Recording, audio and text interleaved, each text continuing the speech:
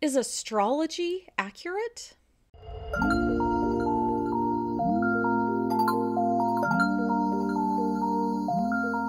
Now, I'm coming from a social science perspective. I'm not coming from the perspective of astronomy or physics. I've heard some criticisms of astrology from those perspectives, and while I find those interesting, I don't have a degree in those. My PhD was in social science, so it's very hard for me to evaluate those claims. I can listen to them, but I don't really know if they're accurate. So I'm a lot more equipped to deal with the social science aspect of astrology. Now, before we get started talking about this, I do want to give just one quick caveat, which is I'm not here to tell you that you can't have fun with astrology. I know that some people approach astrology from the perspective of it being an art or a religion or just a fun thing to do on a Saturday night. And that is totally fine. You do you. I know some people get some therapeutic benefit from it. Whatever you find therapeutic doesn't have to be scientific at all. Maybe you find it therapeutic to curl up in front of a fireplace with a cup of hot cocoa, and you find that relaxing and it stills your mind, or to grow a garden. All of these are great, very valid ways to have fun, to understand yourself. And if astrology is in that category for you, go for it. I am never here to tell you that you shouldn't do it. But my question is astrology scientific? The reason why we want to know if astrology is accurate or not is because there are people making real life decisions based on astrology. There are lots of people globally who choose their spouse based on astrology, one of the most important decisions they will ever make, because they believe astrology is accurate. There are world leaders who run governments based on astrology. There are people who use astrology to decide where they're going to invest their money. Real people are getting married, making national decisions for a country, or deciding where they're going to put their money based on astrology. So we do need to know if astrology is accurate.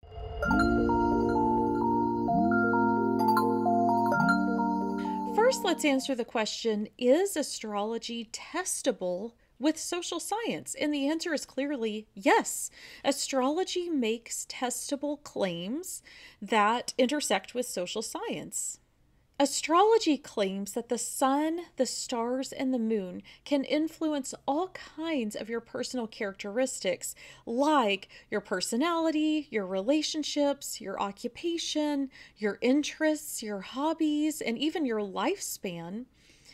And these heavenly bodies influence you at the exact moment that you were born. Where they were in the sky, when you were born, that's the key factor. Astrology should be testable with social science. For example, a really quick Google search showed me that astrology says that Virgo, Pisces, Capricorn, Cancer, Scorpio, and maybe Aquarius are introverts. This is testable. We can find out where and when people were born, and then we can give them personality tests to discover whether or not they are introverts. And we can test this theory. Is the position of the sun, moon, and stars when you were born actually influencing whether or not you are an introvert? Now, this is just one example, the idea of certain signs being introverts, but surely you get the idea. Social science really does a great job at testing astrology. By 2009, there had been 60 years of scientific tests on astrology. There were over 100 publications in psychology journals and over 400 in specific astrology journals. This is the equivalent of about 200 years of scientific research on astrology, and much of it, I would say most of it, is social science research.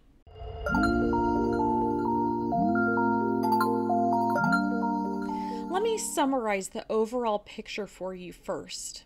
Social science does not support astrology. Overall, this idea has been tested many, many times, and it has been debunked over and over. There is no evidence that astrology can actually predict your life. Scientists who aren't astrologers have tested these ideas and debunked them. But then astrologers will say, well, y'all are so biased against astrology, you aren't willing to look at any positive evidence for astrology. So scientists have worked directly with astrologers and said, let's create a research study together that you're happy with. And all of those studies have also debunked astrology. In fact, even tests that were created 100% by astrologers have debunked astrology. In 1958, British research-minded astrologers formed the Astrological Association. This was an association that was specifically created so that astrologers could scientifically test astrology and prove how accurate it was.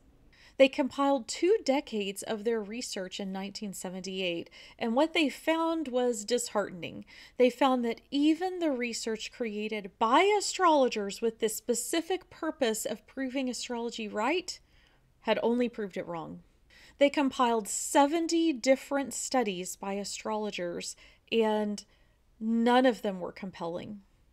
Even the few studies that seem to show some kind of relationship between astrology and people's lives ended up going in a different direction than astrologers would have predicted. For example, if astrologers predicted that certain signs were associated with being introverted, instead what they found was those signs were weakly associated with being extroverted.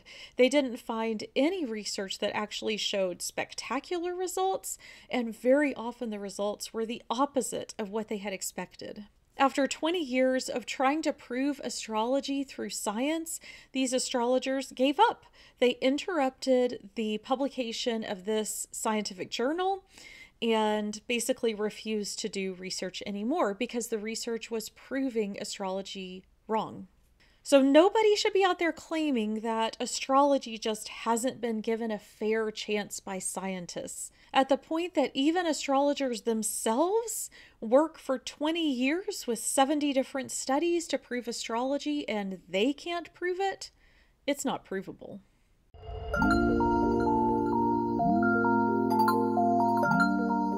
Let's look at some of the social science research that debunks astrology. Now, this is not the research from astrologers themselves. This is from social scientists, and there is a lot of it.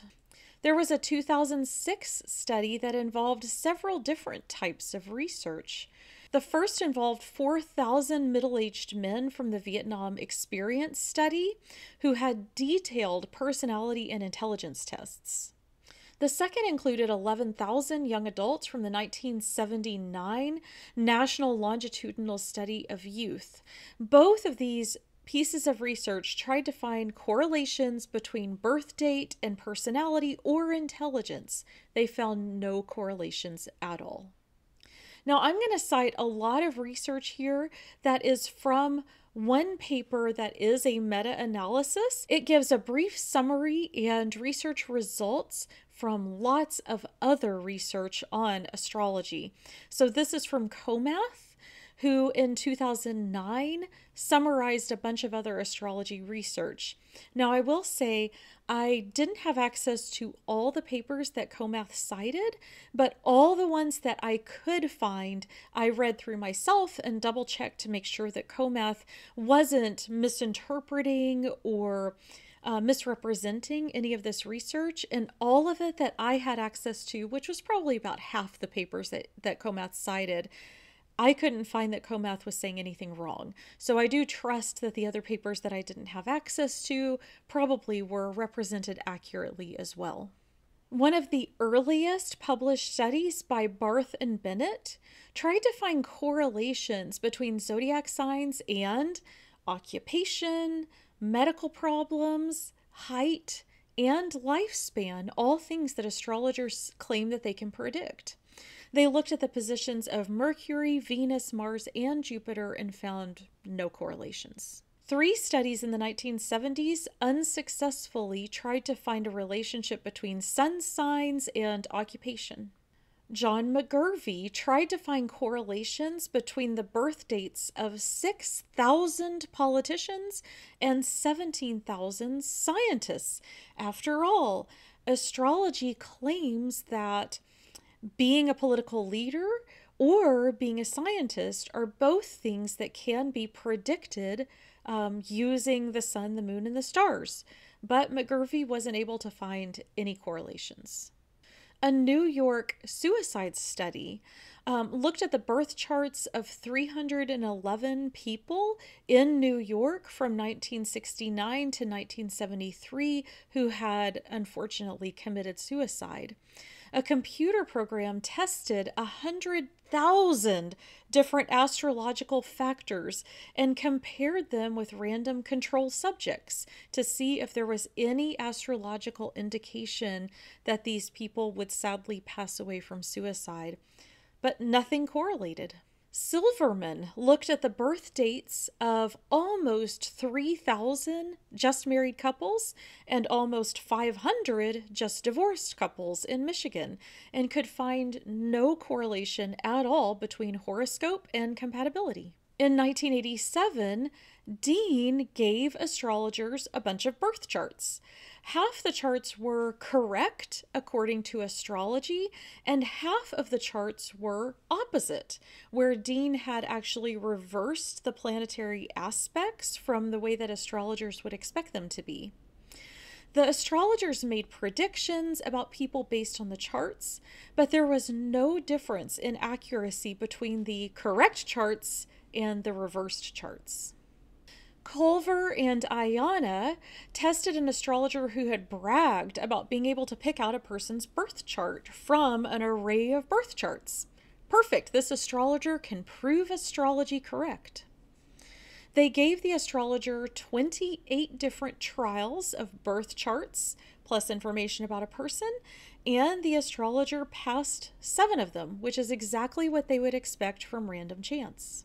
Then they gave 6 professional astrologers birth charts plus personality data on people, including life histories, full face and profile photos, and personality tests.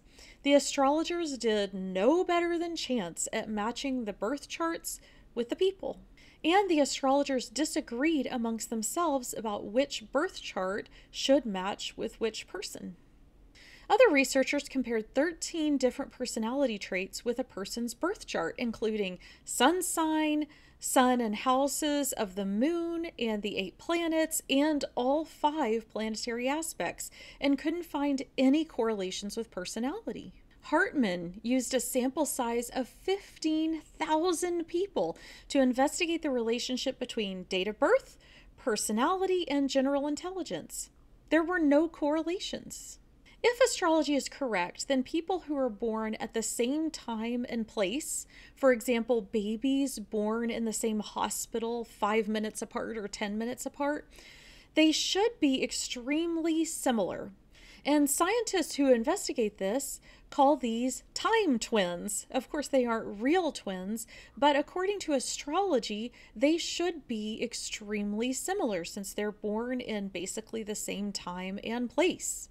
Roberts and Greengrass investigated some of these time twins.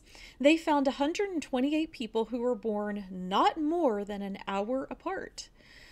While they claim that there were some interesting coincidences in their research, later analysis of their data showed no correlations between time twins. Dean and Kelly did the same sort of test, but they involved over 2,000 people born in London between the 3rd and the 9th of March in 1958. All these people were born an average of 4.8 minutes apart. So astrologers assured the researchers that these people should have the same astrological factors acting on them. Each person was tracked at ages 11, 16, and 23 years old, and the researchers used 110 different relevant variables that astrologers had told them should be related to birth chart. These are things like IQ, reading and math ability, height, weight, vision, hearing, anxiety, aggressiveness, sociability, ability in arts, in music, in sports, occupation, being accident prone, and marital status. Arranging all of these people in chronological order created 2,100 successive pairs of time twins. So you would be a time twin with the person who was born less than 5 minutes before you in the same location in London, and you would be a time twin with the other person who was born 5 minutes ahead of you, also in London. The similarity between time twins was effectively zero. The actual number was negative 0.003. There is no correlation between where you're born and when you're born and your personality traits. So the idea that two people who are born in the same place at virtually the same time within 5 minutes of each other should have characteristics in common is thoroughly debunked. Some 2009 research collected the birth details of 100 SMART school students, that was called Group A, and 100 mentally challenged school students, that was called Group B. These birth details were used to cast horoscopes for each child. Then the charts were randomly mixed up, and astrologers were invited to test their abilities. Each astrologer was given 40 random birth charts and asked to put them in one of these two groups. Their success rate was slightly less than what would be achieved with a coin toss.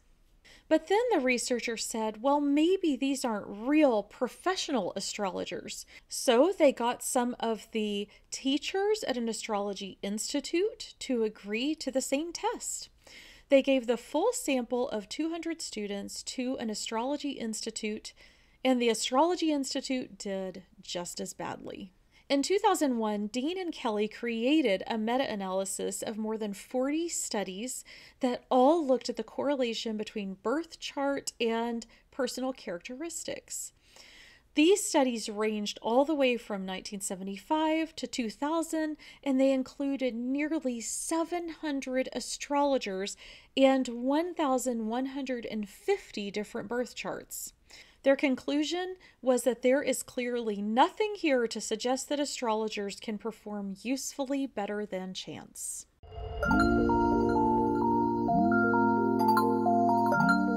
Now, there is some social science data that seems to support astrology, but let's talk about it. These research papers that are constantly cited by people who want to defend astrology, and why these aren't as impressive as they might seem on the surface. There was a massive study in the 1984 Guardian newspaper which claimed to support astrology. Using the British census, researcher Smithers studied over 1,400,000 men and over 800,000 women, each assigned to one of 223 occupational groups, and compared this data with the date of their birth. Now, Smithers asked 15 astrologers in advance which occupations should be associated with each sun sign. The astrologers chose 36 different occupations along with the associated sun signs to hone in on. And it did seem like astrologers were right. Smithers found some evidence that the people who belonged to that sun sign were overrepresented in that occupation. But this was honestly confusing to most astrologers who read about this study, because they say that occupations are not traditionally associated with sun signs. They would say there are other things about your astrological chart that can predict your occupation, but not sun signs. Instead, astrologers say that sun signs are most closely associated with personality, not occupation.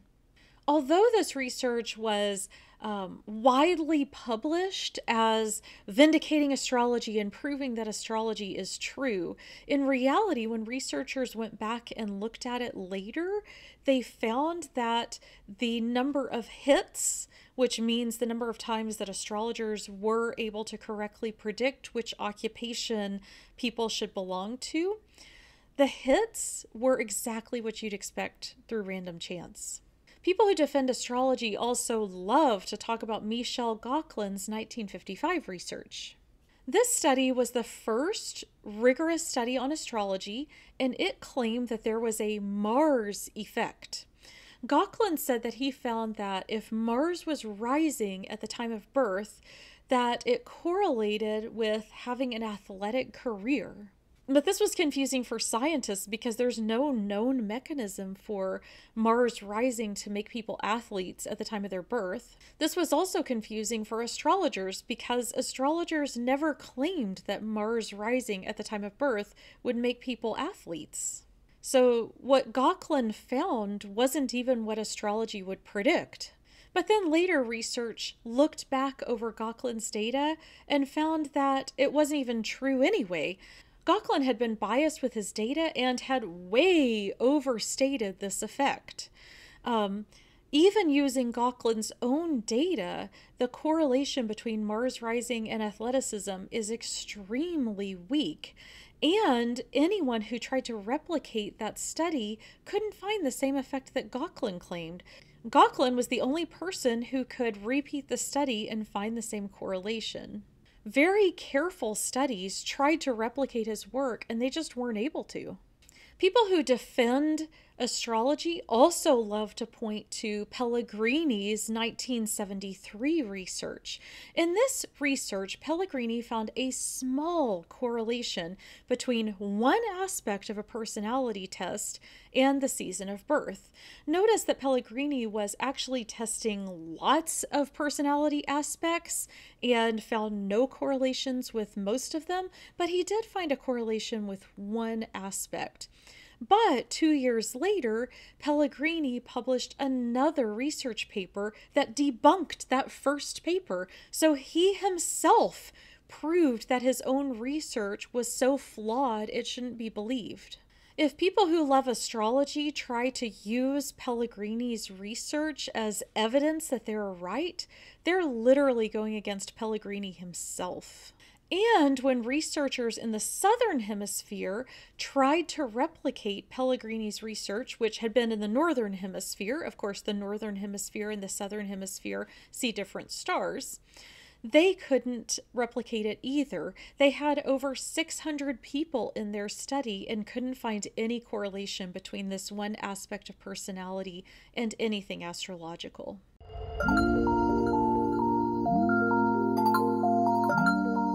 So why do people believe in astrology with no evidence, even though astrology has been thoroughly debunked, even by astrologers themselves, for the past 60 years?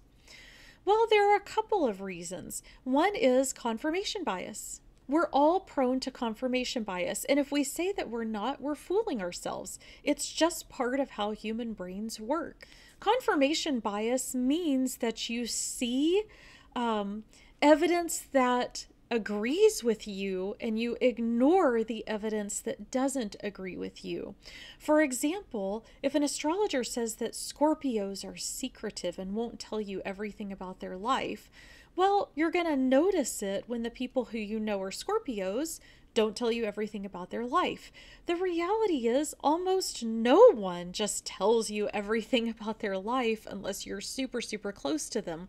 So just about everyone is secretive about some things in some situations with some people, but you're going to notice it when an astrologer has told you to look for it, essentially.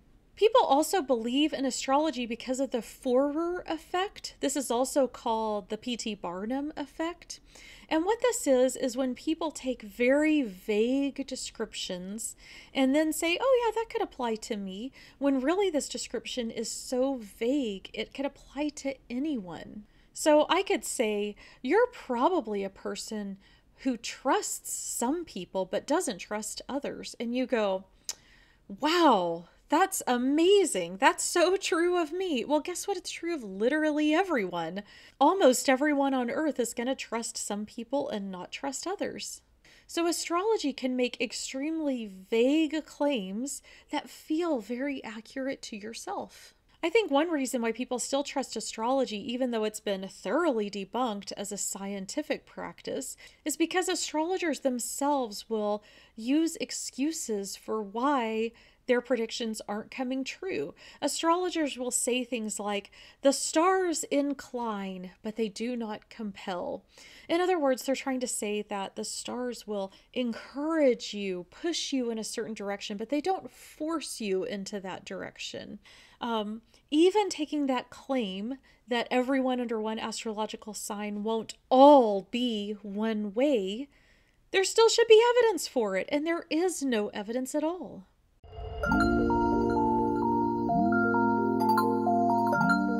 Let's summarize. Astrology is not scientifically validated. There is no social science data to support the idea that anything about your astrological chart makes any difference in your life at all. Whether we're talking about your personality, your occupation, your height, your weight, your lifespan, who you would be compatible with, anything. If you want to do astrology just because it's fun, because it's a fun party game, because you find it therapeutic, because you find it artistic, then go for it. Nobody is telling you that you shouldn't do those things. Lots of things in life are therapeutic and not at all scientific. And that's great. If astrology helps you understand yourself better, or deal with demons from your past, or clean the skeletons out of your closet, or whatever, that's wonderful. Do whatever works for you. But astrology is not accurate at predicting the future, and you really shouldn't be using it to decide who your spouse is going to be or how you should invest your money, and nations definitely should not be using it to make national political decisions. Astrology is not accurate. There is no evidence that it works as it claims to work.